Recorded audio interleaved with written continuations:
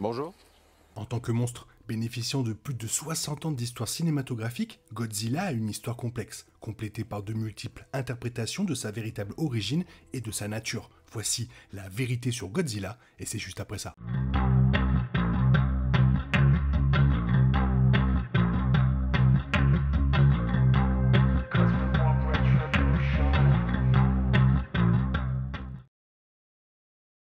Passé d'un incontournable du cinéma japonais à un héros aimé avec une base de fans mondiale, Godzilla est facilement l'un des monstres les plus célèbres de la culture pop. C'est pour cette raison que son histoire a été racontée et rebootée tant de fois sur grand écran depuis ses débuts, en 1954. Des décennies de films Godzilla ont donné naissance à 12 versions différentes du roi des monstres, la dernière incarnation apparaissant dans Godzilla Minus One. La marque Godzilla englobe désormais plus de 30 films, dont la majeure partie provient de son studio parent, la Toho. Le grand nombre de films de la franchise ainsi que les différentes visions culturelles du monstre hollywoodien ont entraîné certaines incohérences, même lorsqu'il s'agit de la question de savoir ce qu'est réellement Godzilla. Cependant, il y a certains éléments de ses origines que presque tous les films réunissent. Dans la plupart des chronologies, il est entendu que la forme originale de Godzilla est celle d'une espèce préhistorique de reptile. Cette idée remonte au Godzilla de 1954, où elle a été évoquée par les scientifiques essayant de comprendre la situation. Vraisemblablement, Godzilla était une créature capable de vivre à la fois dans l'eau et sur Terre, un peu comme les tortues marines et certaines espèces de serpents. Peut-être parce qu'il vivait si profondément dans l'océan, son espèce n'a jamais complètement disparu. En raison d'essais nucléaires dans les années 50, Godzilla a été bombardé de rayons gamma, ce qui lui a valu une transformation physique massive.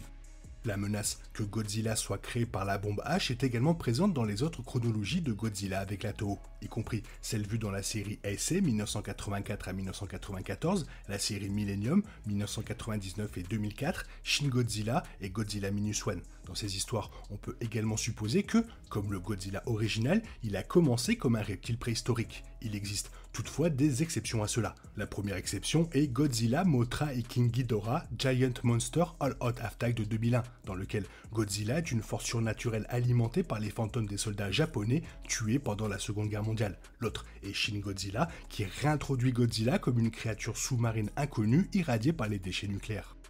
Le film américain Godzilla de 1998 a pris une longue liste de libertés avec Godzilla, mais il a conservé une partie de l'aspect reptilien de son origine. Toutefois, le reste a été considérablement modifié. Ce film s'est concentré sur un reptile spécifique, l'iguane, et a raconté une histoire dans laquelle la créature a été irradiée lors d'un essai nucléaire. Ce fut le premier Godzilla à être transformé à partir d'un iguane. Mis à part l'idée selon laquelle Godzilla était un reptile, on ne sait pas grand-chose de ce à quoi ressemblait le Godzilla traditionnel avant sa transformation. Dans la plupart des cas, y compris le film de 1954, l'état original de Godzilla est théorisé, mais pas explicitement montré.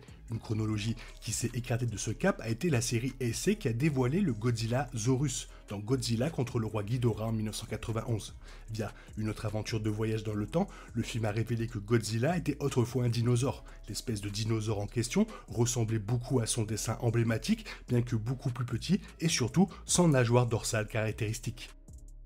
L'une des constantes de la franchise Godzilla concerne ses capacités uniques. Le Godzilla américain de 1998 ne possédait aucun pouvoir d'aucune sorte, mais toutes les autres versions sont capables de tirer de puissantes explosions d'énergie atomique par la bouche, parfois confondues avec le feu en raison de la façon dont sa capacité ressemble au souffle ardent d'un dragon. Ce pouvoir est connu sous le nom de souffle atomique de Godzilla. Lui et la lueur qui émane de ses nageoires dorsales sont un produit direct du rayonnement qui traverse son corps. Ses capacités s'accompagnent de l'augmentation de la taille et d'autres changements physiques apportés par sa transformation.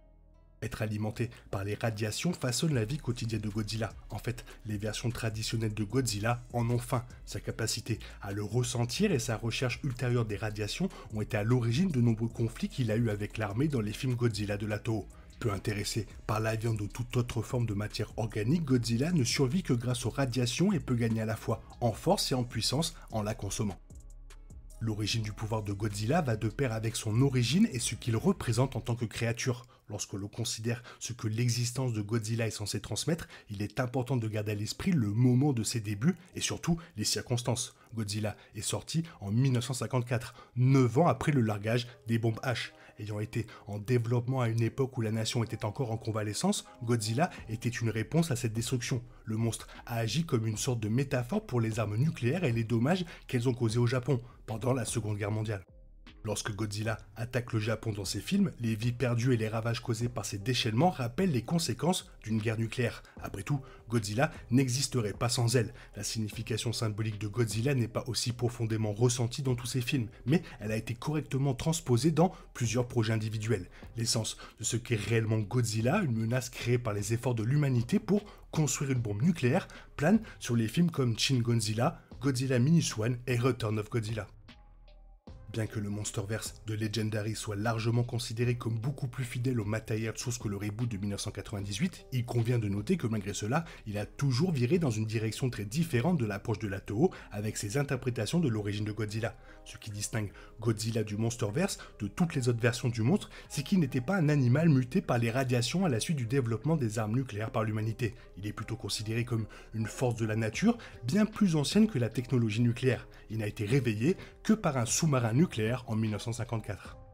Les pouvoirs de Godzilla reposent toujours sur les radiations, mais il ne les a pas obtenus à cause de tout ce que les humains ont fait. Godzilla et d'autres titans du Monsterverse absorbent les radiations du noyau de la planète. Mais face à cette énorme différence, le Monsterverse est capable de conserver l'importance symbolique originale du classique de 1954, puisque dans le Monsterverse, ce n'est pas Godzilla lui-même qui menace la planète, l'allégorie de l'arme nucléaire est démontrée à travers les autres monstres. Dans le film de 2014, il incombe à Godzilla de nettoyer les dégâts de l'humanité, car c'est leur possession d'armes nucléaires qui attire finalement les mutos. La version actuelle de Godzilla de Legendary recevra apparemment une autre mise à niveau dans Godzilla X Kong The New Empire. La première bande-annonce du dernier opus du Monsterverse a révélé que depuis les événements de Godzilla contre Kong, Godzilla subit une sorte d'évolution qui a changé la couleur de sa puissance atomique interne du bleu au rose. La bande-annonce n'offre qu'un bref aperçu de Godzilla utilisant réellement son nouveau souffle atomique rose, mais il semble être encore plus puissant que la version précédente, qui était suffisamment puissante pour traverser la croûte terrestre directement dans la Terre creuse en quelques minutes. Il semble probable que des précisions seront apportées sur ce qui rend le nouveau souffle atomique rose de Godzilla si puissant. Si l'histoire de Godzilla est une indication, il est clair qu'il aura besoin de ce souffle atomique avancé pour vaincre un ennemi plus puissant, peut-être deux. Il est possible que le Monsterverse adopte même une version d'une de ses attaques, ce qui pourrait être ce que le changement de couleur tease. Le souffle atomique en constante évolution est une caractéristique déterminante du monstre le plus aimé du cinéma, et compte tenu de l'incroyable récent succès de Godzilla au box-office, il semble probable que le public n'ait pas vu le dernier changement majeur pour son attaque la plus puissante. Bon, moi perso je suis plus Kong, toi qu'est-ce que tu en penses? T'es plus Kong, t'es plus Godzilla? Fais-le moi savoir dans la zone commentaire, sinon il est temps pour toi de reprendre le cours normal de ta vie. On se retrouve bientôt pour une nouvelle vidéo, bisous bisous, bye bye. Oh yeah, we want retribution.